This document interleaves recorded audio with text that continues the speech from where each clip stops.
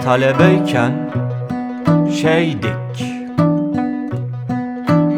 iyi arkadaştık şeyle. Biliyorsunuz şeyle şey olunmaz.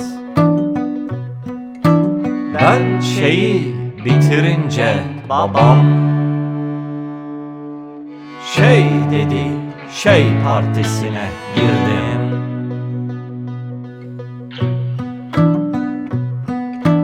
Zaten şeyle evlenmiştim.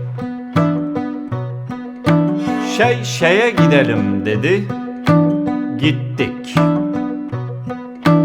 Şeysiz de olmuyor, döndük.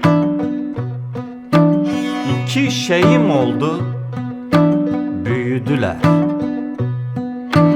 Doktor sende bir şey var diyor. Tabii ki bende bir şey var.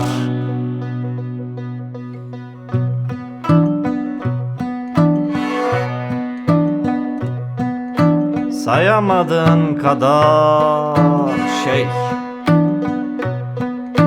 kimse dokunamaz benim şeyime. Çünkü ben bir şeyim. Her şey de bir şeydir ama ben başka bir şeyim.